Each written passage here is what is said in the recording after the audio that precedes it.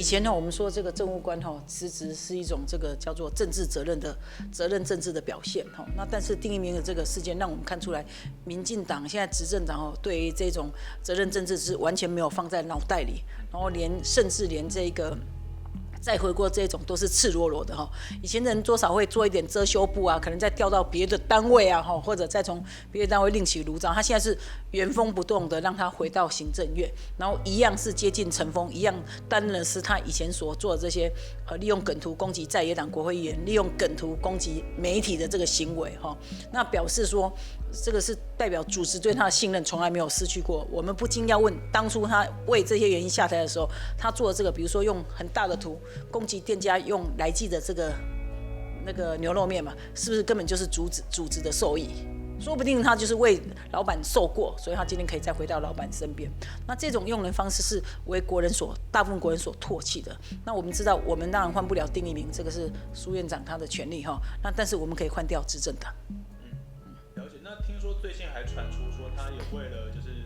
他们府院高层内部一些会议的消息流出来，他好像还有打电话去找游锡堃兴师问罪，这好像已经是直接踩在立法权头上。这个行政立法这个互相尊重立法权监督行政权。游锡堃院长再怎么说是我们立法院的大家长，除了位高权重，也是我们尊敬的这个民主政治的前辈。那身为这个苏院长、行政院长的这个就是应该是说徒子徒孙竟然可以恃宠而骄的这样子，直接就对我们的立法院长不敬。这个事实上不只是他个人的行为不当，事实上也是行政权对立法权傲慢的一种表现我觉得这种此风不可长那民进党内部实在是应该好好的整治一下。我当然是奉劝啦，当然我知道民进党也不会这样做，不会就是会放任这些人，放任这些就是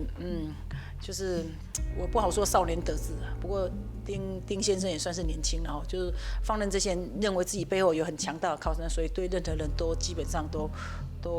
算是看不起即便是身为立法院院长，在他们眼里也不算是什么咖，我看他们的想法大概就是这样子，真的是对立法权很不尊重，尤其对我们五院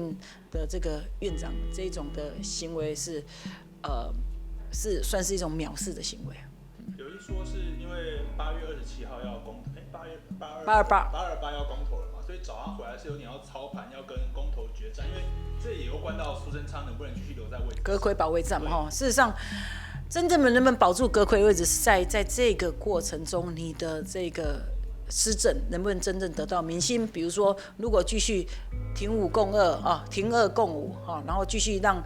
出口的话，所有的鸡蛋放在一个篮子里不管是从农业到